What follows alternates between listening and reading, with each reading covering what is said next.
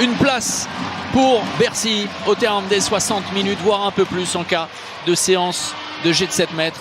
Montpellier en mission pour faire aussi bien que lors du match aller ici même en championnat.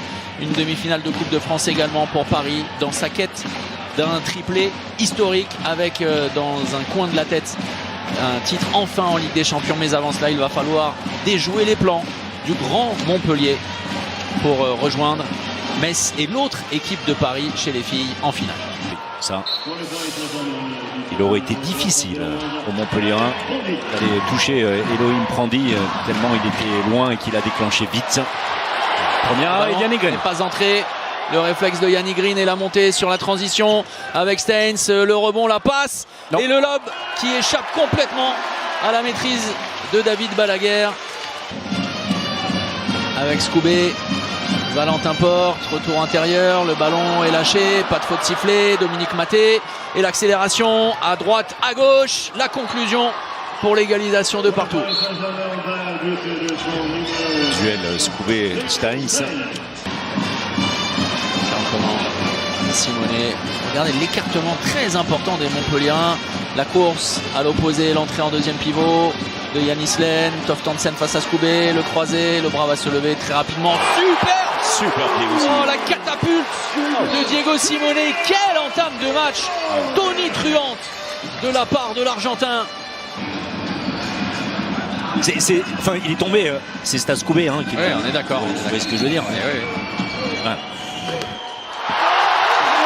Et nouvel échec d'un Parisien à mettre au crédit de la défense montpelliéraine et de Charles Bolsinger immense. Et derrière c'est parti, une vitesse. Oh, la patate de forain de Julien Boss.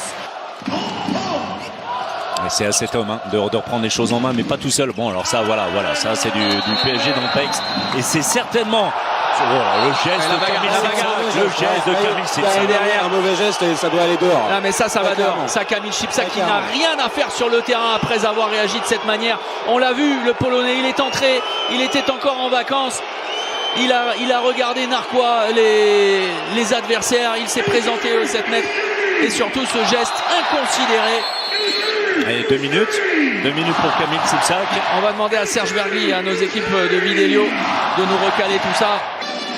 C'est là qu'il faut aller, face à une défense 1-5 avec David Balaguer qui est bien redescendu. Relevé. Avec la conséquence.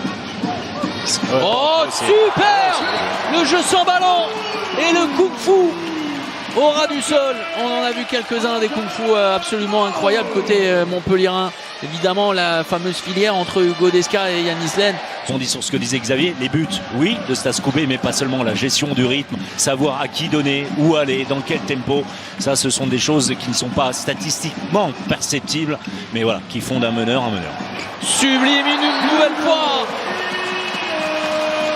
C'est une leçon de handball qui est en train de donner le MHB au Paris Saint-Germain. Au Plantin qui retourne cette fois, c'est Charles Poteau, mais à l'extérieur. Ouais. Il prend beaucoup trop de place. Oh, la feinte est derrière entre les jambes.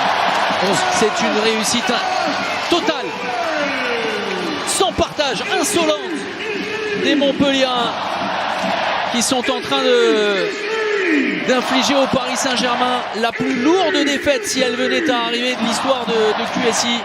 Il y avait vraiment des motifs d'inquiétude, notamment sur la capacité à laisser revenir une équipe de Créteil qui a failli faire un gros coup en étant un peu plus inspiré dans les derniers temps, en revenant un tout petit peu plus tôt. Montpellier d'une autre trempée, Montpellier une nouvelle fois se sublime avec ce tir.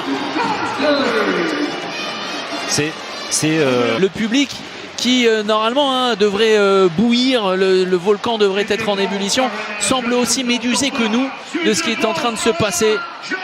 Il y a un plaisir pour l'instant contenu. Oh là là, la fin d'entrée de Berthier et derrière sur l'extérieur, le voilà, le 30-15, à nouveau du simple au double. Ce n'est plus une humiliation, ce n'est plus une démonstration, c'est une fessée des culottés.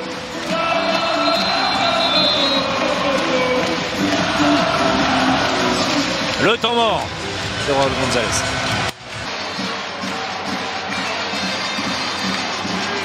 Bravo, grand spectacle. Bravo à Montpellier qui a mis les petits plats dans les grands.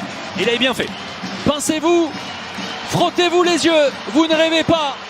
Le MHP est en finale après avoir infligé au Paris Saint-Germain la plus lourde défaite de son histoire. Un succès 33-20. Montpellier peut toujours aspirer à un triplé fantastique et historique.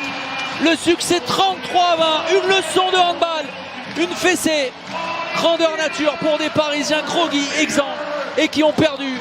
Et Louis Prandi peut-être jusqu'à la fin de la saison et qui laisse un Denis Christophe sur une jambe. Soirée cauchemardesque pour les Parisiens, le rêve éveillé pour Montpellier.